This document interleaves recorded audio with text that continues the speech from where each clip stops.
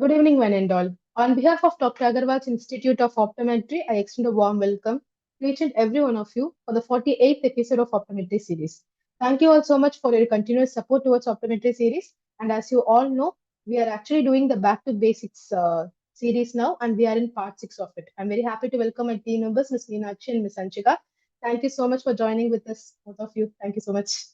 And today we have a moderator, Mr. Premal sir. Hi, sir. Thank you so much for joining with us, sir. So I'd like to call upon our MC for the day, Ms. Kesia, to share more about our moderator.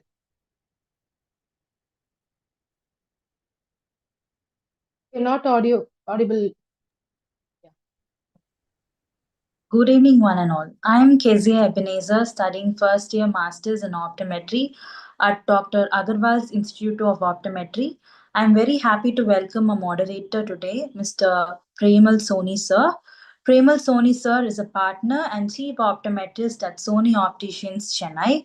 He completed his bachelor's degree in optometry from the Elite School of Optometry. His passion for teaching has led him to take classes alongside managing his optical outlet. Through his dedication and hard work, he expanded his business to three outlets, each equipped with complete optometric setup. Sir is also passionate about creating his own brand of sunglasses and performs comprehensive eye examinations at his optometry clinic. We are very happy to have you as a today's moderator, sir, and thank you so much for joining. The presenter for today is Mr. Vikram, studying first year Masters in Optometry at Dr. Agarwal's Institute of Optometry. Vikram, please start your presentation. Thank you, Kezia. Okay, good afternoon, everyone. Myself, Vikram B G, Optom first year from Dr. Agarwal's Institute of Optometry. Today, we'll see about undilated retinal examination, the procedures and various interpretations of doing an undilated retinal examination. So, the first basic is the retina. Retina is the innermost posterior layer of the eyeball. It comprises of photoreceptor cells, retinal layers, and macula. Uh, the photoreceptor cells have 100 million rods which are responsible for scotopic vision and 6 million cones which are responsible for photopic vision. So there are three types of cones: short cone, medium cone, and long cone, which are responsible, uh, which correspond to tritons, deuterons, and protons respectively.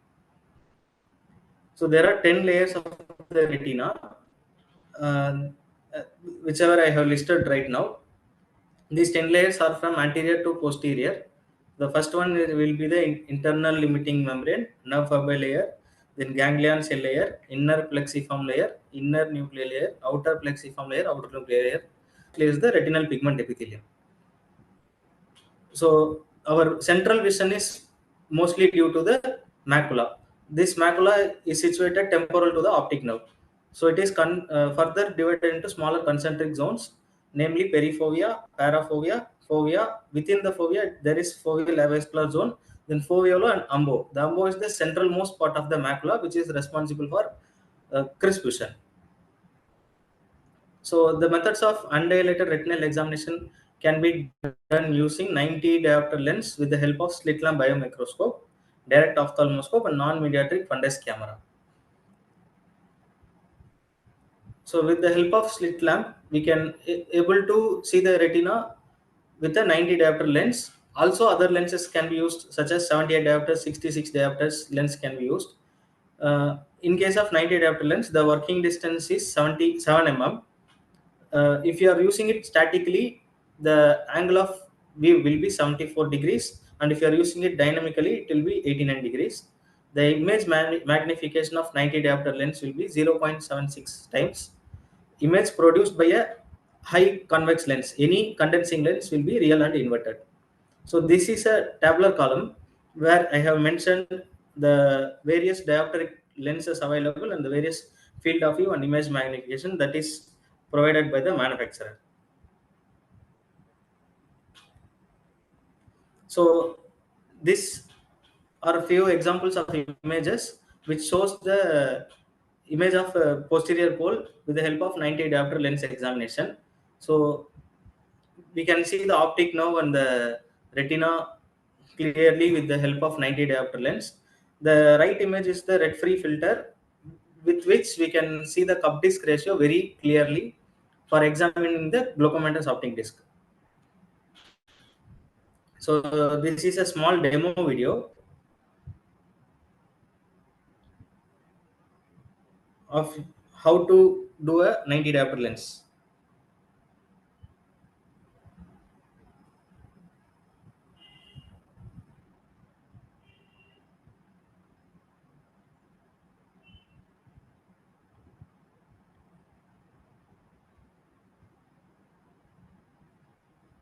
Of length, that's a good indicator that you're in the correct position.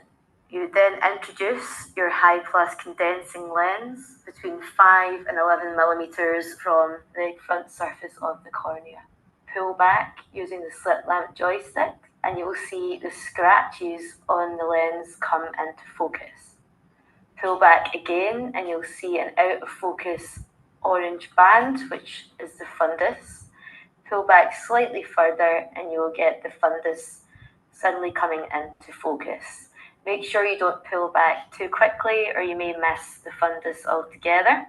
So when you have the fundus in focus, make sure that you're able to locate the anatomical structures of the fundus.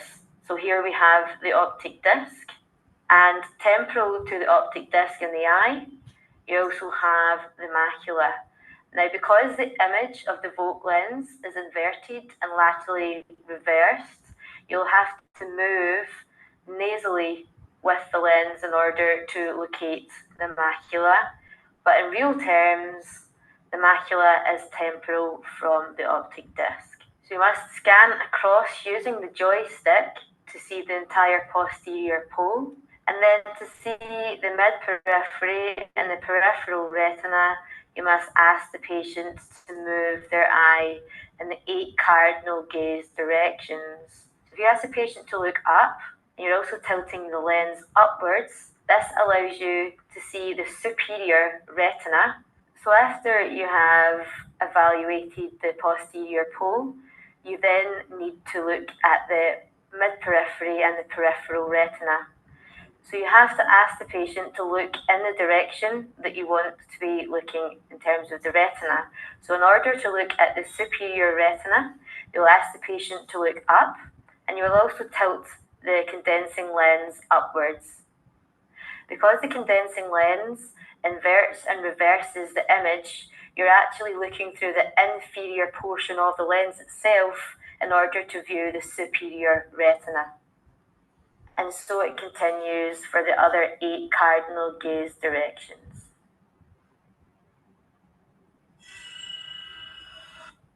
So as mentioned in the video, the image seen through a condensing lens is inversed and laterally reversed. So every time we see a retina with the condensing lens, we should remember which areas we are seeing and document it accordingly and correctly.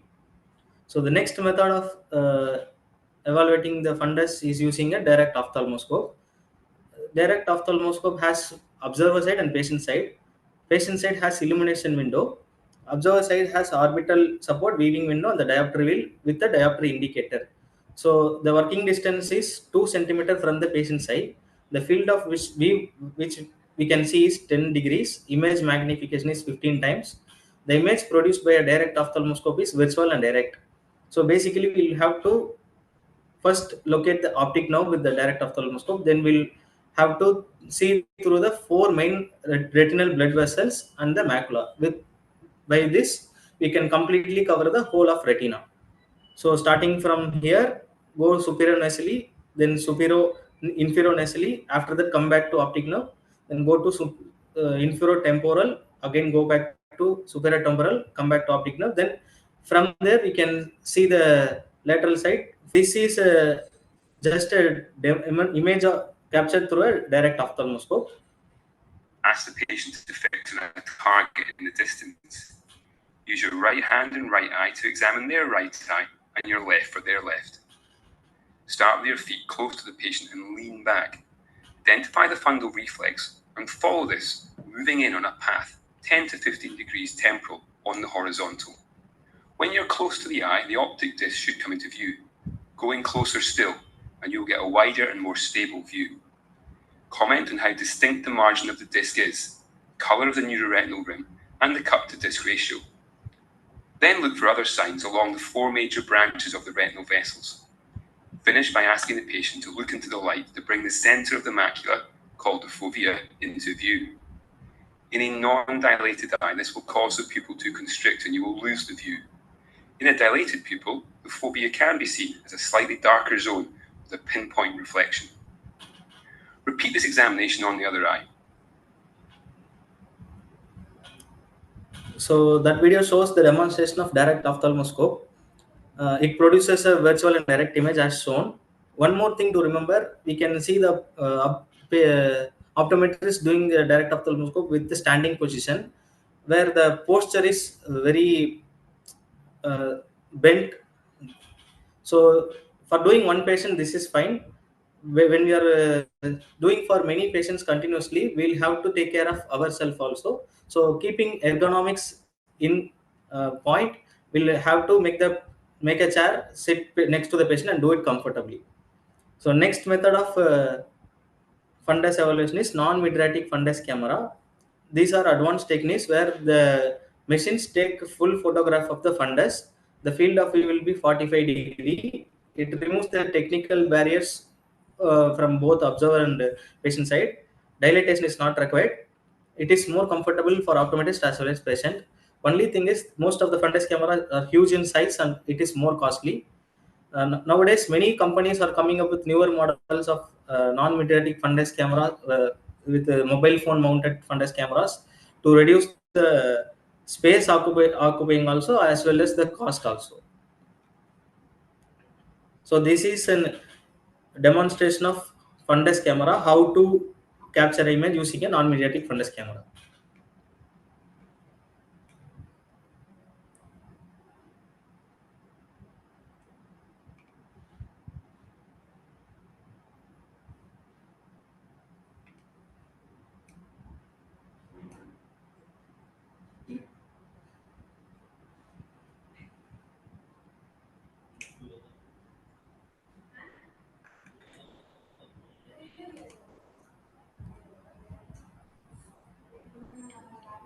Give the patient a fixation target.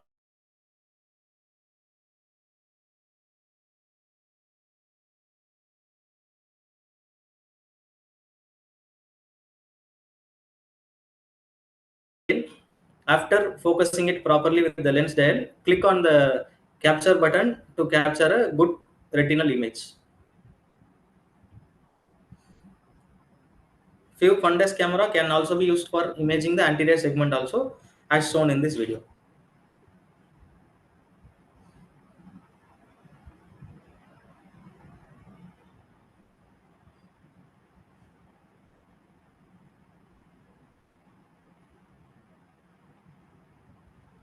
So the advantage of using fundus camera is the retina is captured through a photograph and then it can be stored or mailed or given as a document to the patient so that it can be used for our future reference.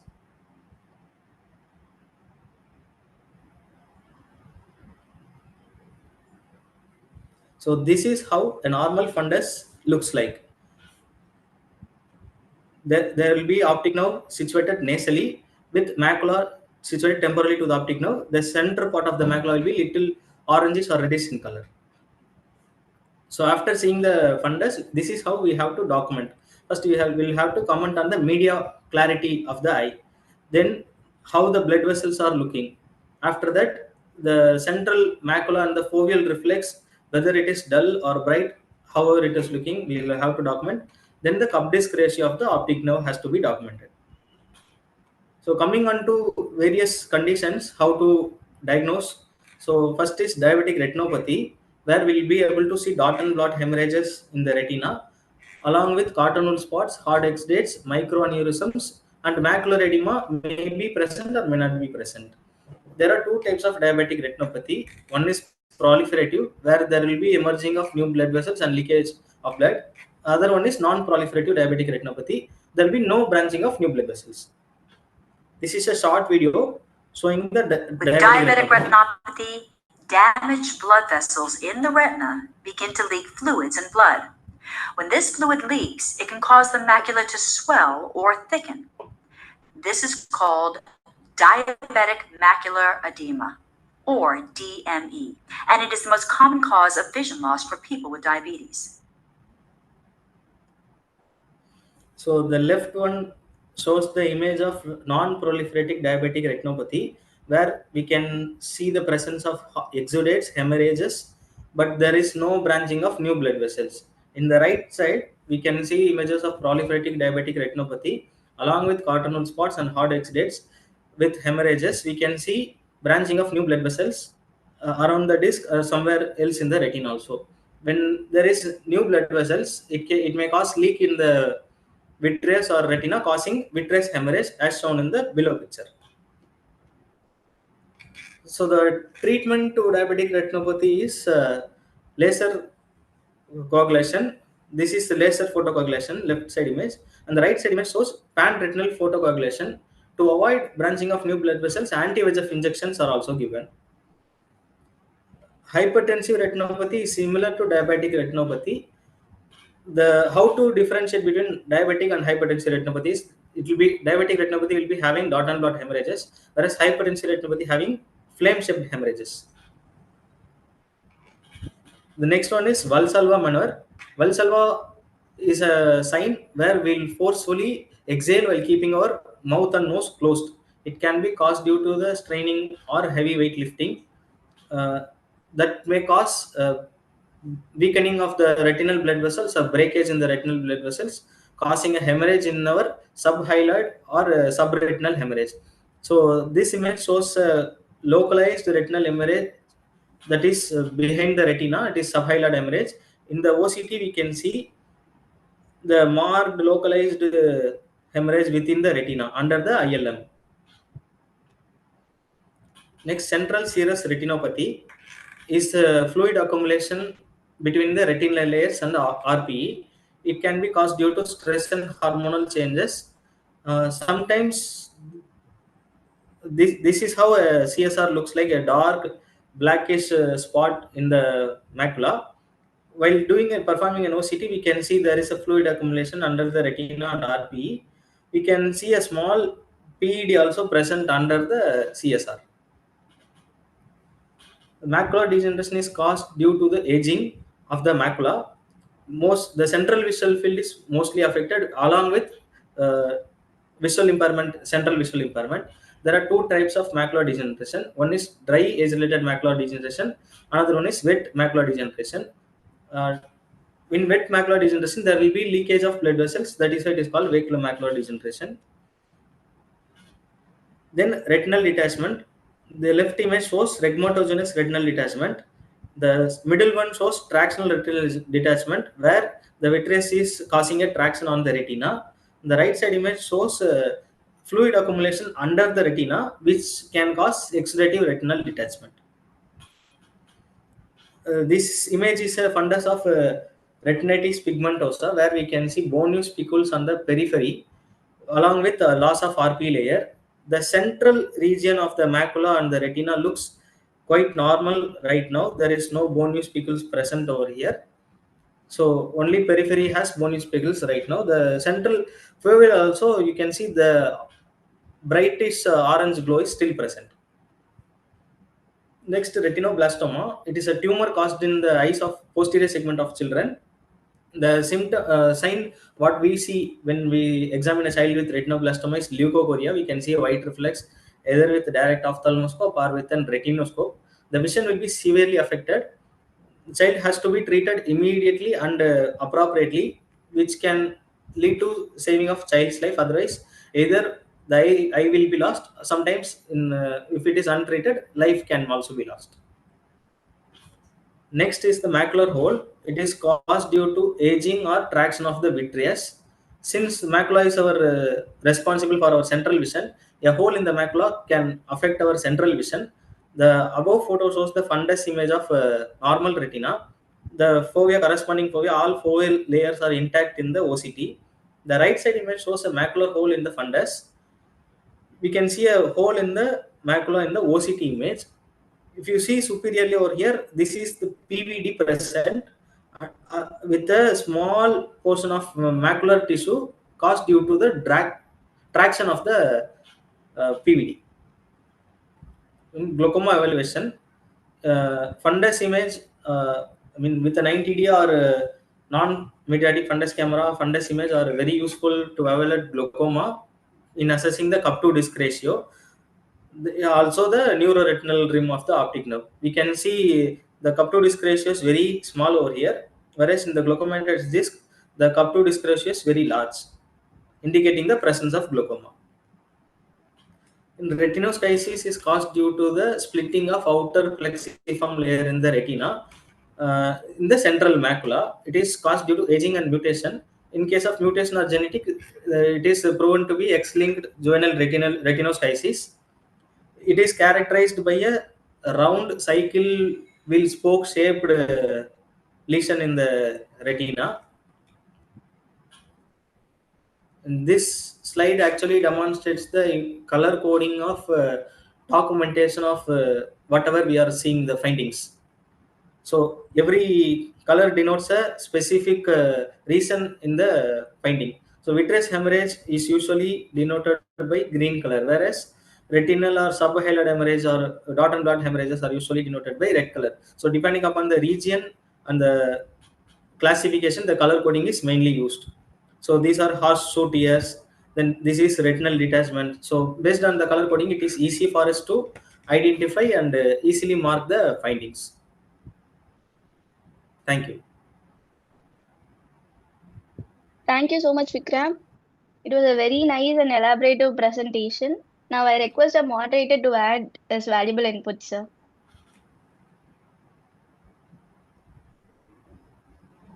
Thank you. Good presentation, Vikram. I think you covered most of it very well. It was good to see the videos. I was wondering how would you, how is it without a hands-on thing? How will you explain how to use a DO or a 90D lens? Most of it was covered in the presentation as far as the undilated retinal examination is concerned. But let me just add on a few points, a few advantages of doing a 90D. Okay, one advantage which I feel of doing a 90D is that it gives a 3D view, three-dimensional view, so depth perception is better to see the. It is very 90D is one of the main main ways glaucoma specialists use to see the cup because it gives a depth perception, so you can see the cupping very well. With the tilted disc, everything is seen better. DO is very practical, very quick for independent practitioners, especially optometrists who specialize in diagnosis. Okay, because in optometry, not always you get you will not always be treating patients, so there'll be a lot of diagnosis and referring. So DO is a very quick way and probably the most easiest method for us to do an undilated retinal examination, especially the central retina, because whatever said and done, 90D is good for undilated, but it's not very easy when an undilated mode. A slightly dilated pupil, 90D is very effective. DO is very easy to do for the undilated pupils. So, and it is very quick. You can finish a DO exam if you, and everything comes out of practice, whether you're doing a DO or a 90D, practice all the optometrists over there. Find somebody who knows how to do it and go and practice, because that is what is going to help you in the future, especially for retinal examination. Because when it comes to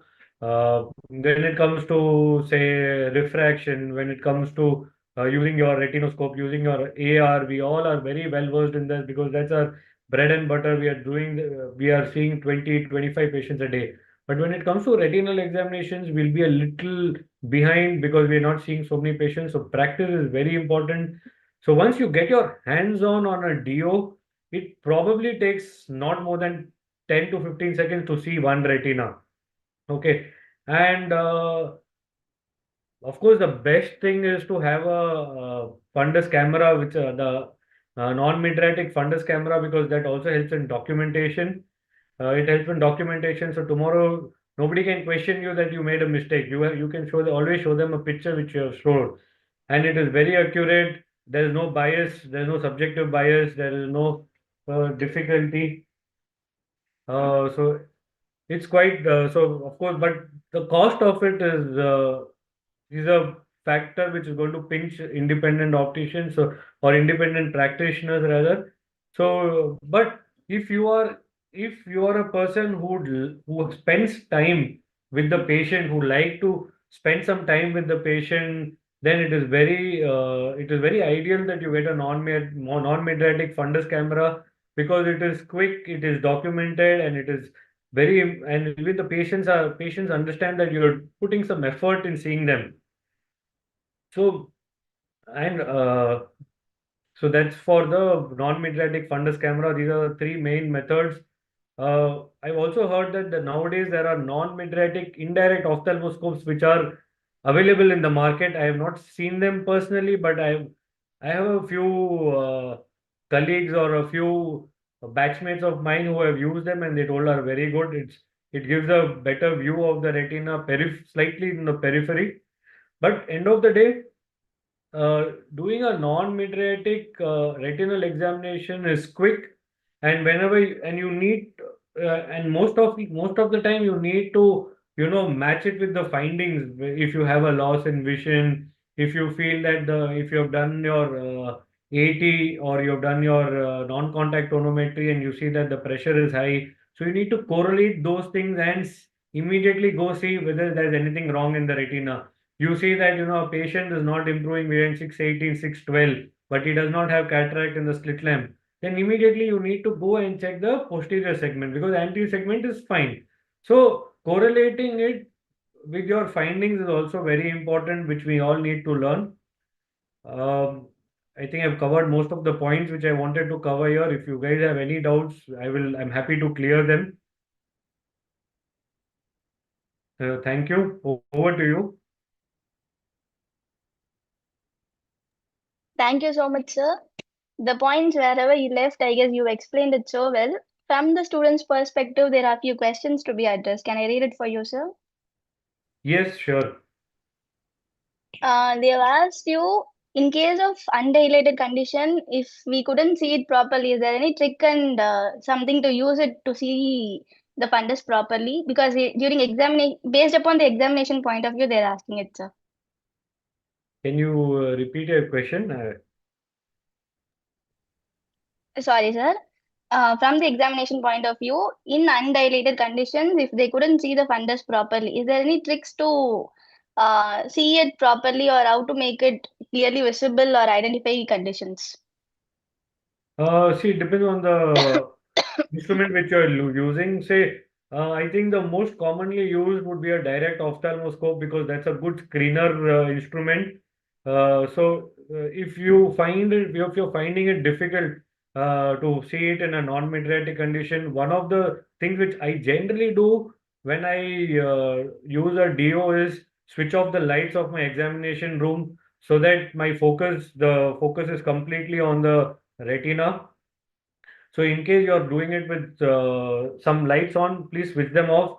You get a better view of the retina, and try to make your patient see straight. Okay, if the patient is seeing slightly higher than the point, then you will miss the disc. So make the patient see exact straight, or 5 degrees lower but not up. So you see the disc easily, and then as soon as you see the disc, it's very easy to go and see the macula. And of course, sometimes if the anterior segment is little foggy, it's really difficult to see in a non-mydriatic condition. The only way to go ahead that time is to dilate, or refer them to a specialist who will dilate them if you're unable to do it at your clinic. And I think that's about it. Thank you so much, sir. The next question is, will the beam width play a major role while assessing 90D, sir? Will the Beam width, the width of the beam, Slitlamp beam. width of the beam, yeah, I think it is very important, because since 90D is a very focused lens. I think if you keep a very large beam, you will not be able to see the retina very clearly. So it is important that you keep the beam as slim as possible and as short as possible, and focus on so you get the exact focus point, and the beam is also on the exact focal point, and I think that's how you do the 90D the best. Thank you so much, sir. The next question is, what is the role of red-free filter in assessing 90D, sir? Red-free filter, I'm sorry, I won't be able to answer that question because it's been a long time since I've used a red-free filter. But if anybody else can, please go ahead on my behalf. Sure, sir. Mainly, we differentiate arteries and veins using red-free filters. I guess if there is anything else, we'll let you know in classes, students. That's it, sir. We are completing Q&A session now. Gomati, over to you.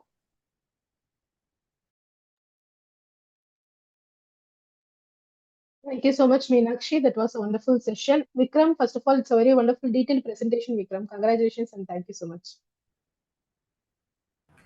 Thank you everyone. And Premal sir, thank you so much for joining us as a moderator, despite letting you know in the last minute, sir. Thank you so much.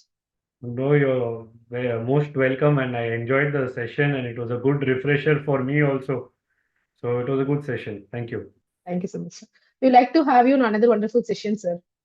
Hope you'll turn back.